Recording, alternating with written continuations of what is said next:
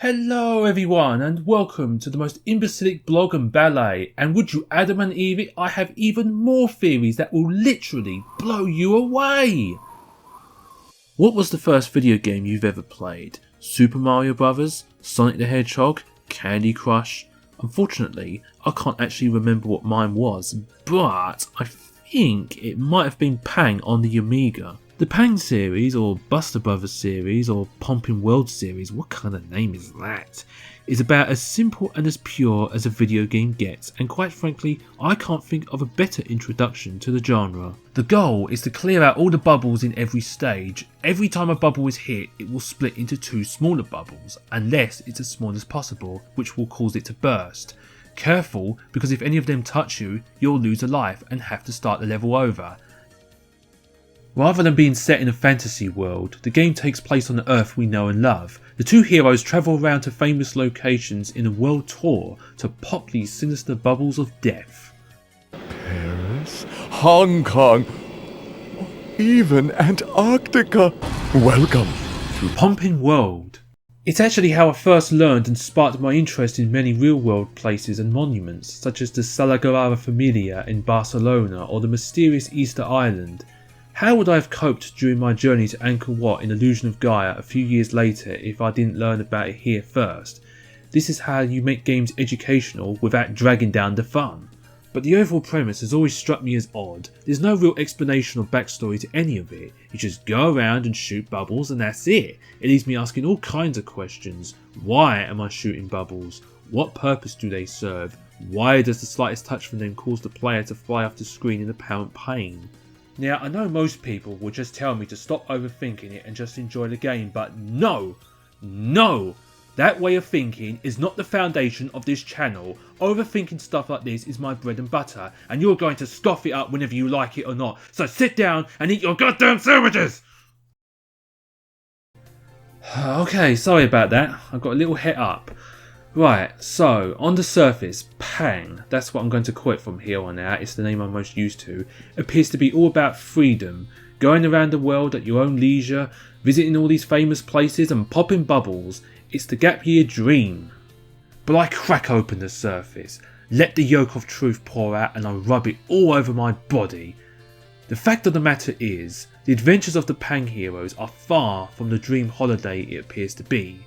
These guys aren't doing this of their own free will, they're not even going outside, never mind travelling to such exotic locations.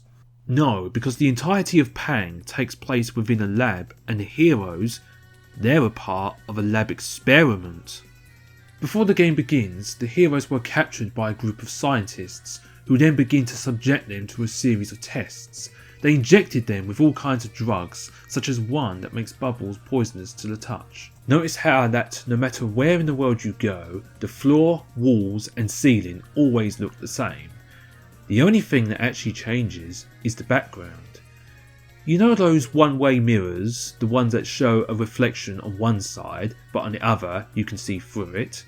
That's what the background is. From the side you view, it might look like you're standing in front of the Taj Mahal or Big Ben or whatever, but it's just a ploy to make you think you're going to all these different places and to make the game feel less repetitive than it is. On the other side of the mirror, the group of scientists watch and record your every action. They're the ones who created the bubbles, the drugs, and set up everything in each stage. Who are they? What are their goals? And why are they doing this? Perhaps they're aiming to develop the deadliest biological weapon the world has ever seen. Poisonous bubbles that can kill their victims with a single touch? But do they have the legal right and power to do these experiments? Well, have you ever taken a closer look at the heroes of this game? Go on. That's right. They're clearly monkeys!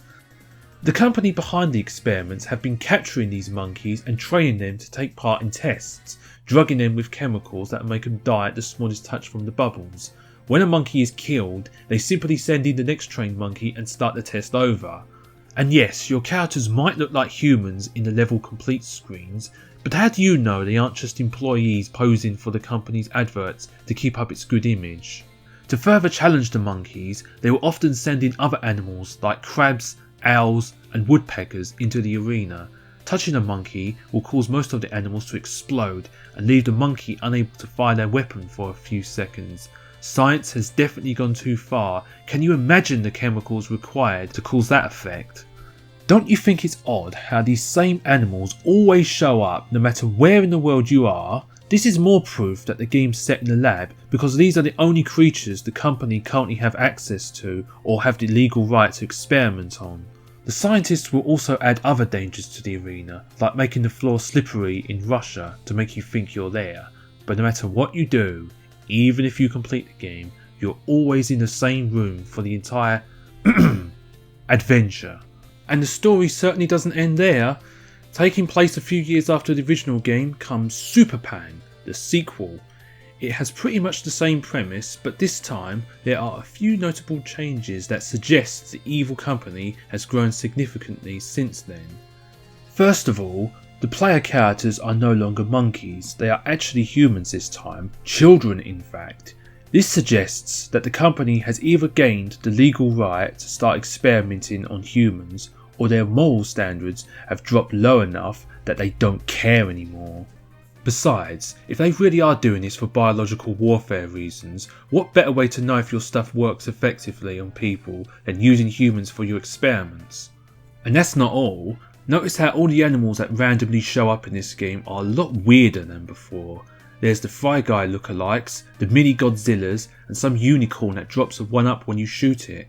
Creatures like this don't just come along naturally. They are obviously the results of the company's scientific success. They are able to genetically engineer and build these beings, which proves their ever-growing god complex. It's possible they are creating them as another weapon to fall back on should their poison bubbles fail. They have also mastered the cloning process. It's much harder to kidnap a human without anyone noticing than snatching monkeys out of a jungle. Devoting too much time to this would ultimately slow down their success and waste resources. But now, they can easily replace the humans that get killed during the tests with clones, which is why you have multiple lives. Here, an extra man literally means a new person is being sent into the arena to their death each time. By the time Pang 3 rolls around, the evil company have grown even more powerful.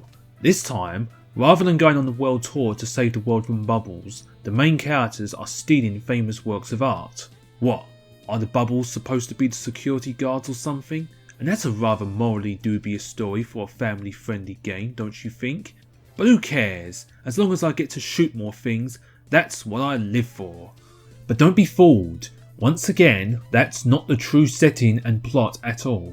It still takes place in a lab, but the fact the experimentees, is that even a word? Screw it, I'm using it anyway, are now criminals gives us important information regarding the company. It proves that it's now powerful enough to be the law system of the planet. The thieves were all likely caught trying to rob something, and as punishment they are now forced to be the lab rats for many horrible experiments. Instead of using the one-way mirror to show famous locations, it's now used to show various works of art, which fools the thieves into thinking they're stealing them. You'd think they'd realise that famous art masterpieces aren't the size of a house, but it's easy to say that when you're not drugged up to your eyeballs on goodness knows what those scientists have been putting through your veins. Oh god, I don't even want to think about it. They may be criminals, but have some empathy for these guys, they're not murderers.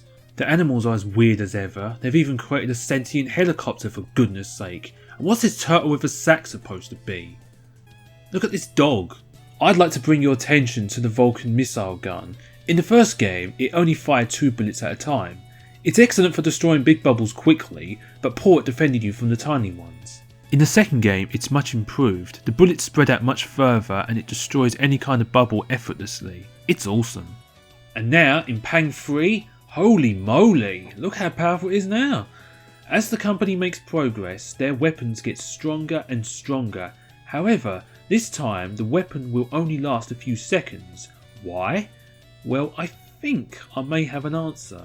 It's possible that it was originally created as an anti-bubble measurement just in case the bubbles get out of hand and threaten the member of the company, but they realised if one of their enemies got their hands on it, it would render all the bubbles useless and mean the company's work would have all been for naught. so they redesigned it for it to only work for a few seconds to prevent such a situation. Pretty darn clever, wouldn't you say? The next game in the series is Mighty Pang. Once again, it follows the World Tour format, but by this time, the company has taken over the entire planet. This is proven by the drastic change in graphics, which look pretty damn horrible if you ask me, but this isn't a review. Everything looks different because this isn't the real world anymore, it's all a simulation within a computer, much like the Matrix. But why is the company putting victims through these tests if they've already won? Or are they just feeling nostalgic, or is there another reason? I'll get back to you on that later. One of the key differences in this game is that you will sometimes be attacked by hurricanes as you go from one country to another. This relates to another point that I'll bring up shortly. There was another Pang game released for the DS in 2010, but unfortunately I know little about it, so I'm going to consider it non-canon. Finally, we have Pang Adventures from 2016, the newest entry in the series, and this time it's actually a more in-depth explanation for the story. Aliens are invading Earth and they've brought dangerous bubbles. As the Pang brothers, you must travel the Earth and end the threat that lies upon your beloved planet. Okay, so now you're probably thinking, you pumping liar, this debunks your entire theory, and to that I say, well, that's where you're wrong, viewer's name here. I have a perfect counter to this. The game may appear to be a series reboot at first glance, but that's not the case thankfully, because I've had more than enough of that crap. You see, those aliens you're fighting, they evolved from the scientists of the evil company of the other games. Think about it, they had already taken over their own planet, they had nothing left to do until they developed space travel advanced enough to reach other planets with life, and after thousands of years, they finally achieved this. In that time, they had likely put their own bodies through countless changes from chemicals, and as such, their bodies took on the form of typical aliens. They even ambush you in the same manner as the hurricanes in Mighty Pang, which suggests they're applying the same strategies they used for the simulation in a real war. It's possible they had been planning to invade other planets from the very start. Pang Adventures is the first game in the series to actually take place in the real world and not a lab room or simulation, and it's the first time the evil company has suffered defeat when their attack is repelled at the end of the game, but who knows what they're planning next. Well, that's the end of the video. What a load of bullcrap it was, huh? Until next time, ta-ta, and may all your bees be my wax.